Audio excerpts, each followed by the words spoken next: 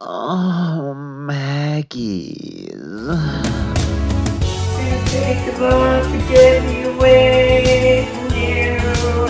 There's nothing that I need now. No, that's I did. Oh, TOTO. That's right. TOTO. Didn't Weezer cover that? I hope so.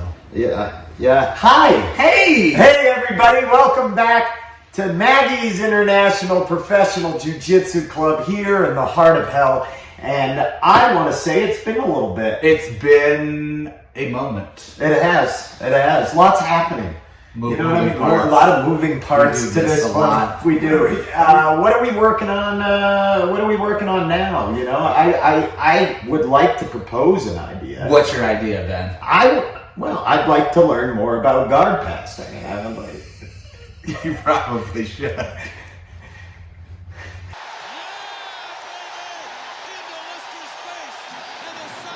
Do you have a good guard passing series? I have a guard passing series. Whether it's good or not, I don't really know. I have success with it. Yeah. I've taught other people to have some success with it. Does that mean I can? Anybody can. Hell yeah. All right. Well then,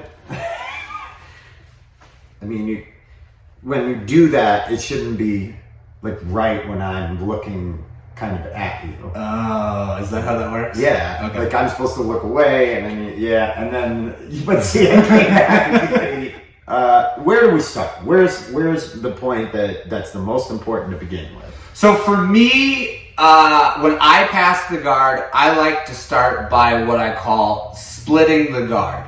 And then we're going to come to one of two different hip pin positions, right? Where I'm going to pin one of your hips to the mat. Okay. And that's where I start everything from. All right. Well, let's do it. Cool. Show me where. First, we want to make sure our partner's back is on the mat, right? If my partner's in a seated position,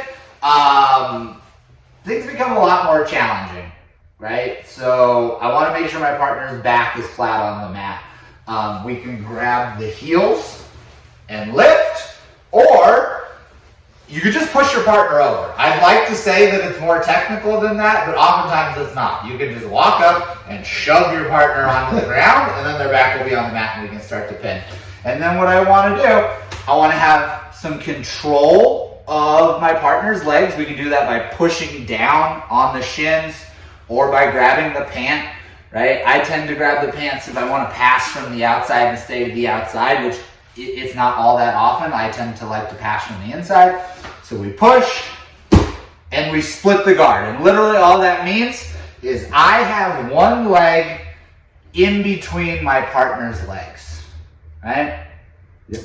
So from there, we're going to pin one hip to the mat. And they're going to kind of tell you what side they favor. Right? A good guard player is rarely just going to be kind of flat on their back. They're always going to favor a side, right? And if they favor the side that's closest to my leg, we're going to come to what I call the staple position, right? And this is where we hit our knee cut variations from. So I'm taking my shin, I'm dropping it down on my partner's thigh, and I want to make sure that my knee and foot are both on the mat, right? You'll often see a lot of times people skewed a little too far forward, so the knee is down but the foot is up, and that can allow your partner to pull the foot out the backside or get to shin, right, and make trouble for you. Or you'll see, right, the foot is down and the knee is up, and that's going to allow them to pull this leg back out. All right. So my second pin is going to be if my partner favors the other side. I'm going to take that foot, I'm going to take a deep step into the pit of my partner's knee, and I'm going to make sure that my other foot, my outside foot, is tight to my partner's body. I want to be kind of sitting down on my partner's ankle, right? My inside hand is holding the lapel with my knee inside my leg. My outside hand is holding the pants at the knee. Right, we call this the headquarters position, and this is where we're going to look at side smash. We're going to look at the X-Pass. Okay, so the reason I like to come to one of these two pins is it's going to allow me to check off what I call the 3 rules for a successful guard pass. Right? And what do those 3 rules involve?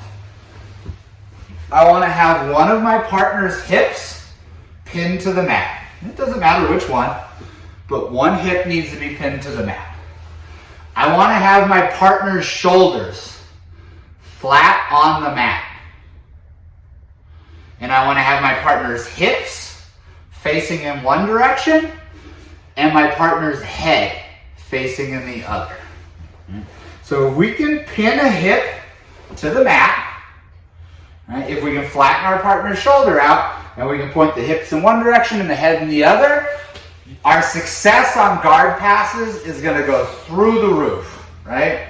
And this is also going to allow us to start to problem solve in the moment of the guard pass, right? Very, very often, the choreography that we learn when we're taught passes can break down, right? But if we can make sure that we have a hip pinned to the mat, the shoulders are flat on the mat, the hips are in one direction and the head are in the other, we can kind of make guard passes up as we go along, right? Because jiu-jitsu tends to live in this gray area, right? Where the steps as we've learned them can break down very, very often, or they can change in the moment, and things don't exist in this vacuum as we learned them against no resistance, right? So if we can understand the key concepts that we need to have to make something successful, we can live in the gray area and create and improvise.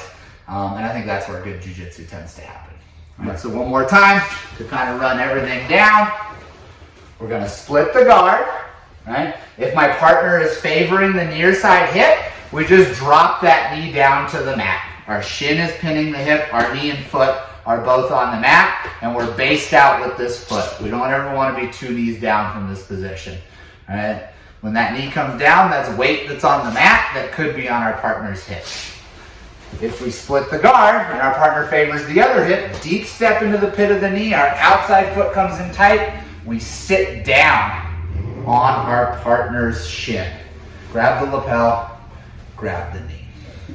That's really, like, that's super interesting. All those little pieces, remembering those, that's important. Because I think I see where a lot of my problems stem from now. Where does your problem stem from, Ben? Well, I think some of it's my dad, like my relationship with my dad and my mom, and and then. But I think we've worked through that.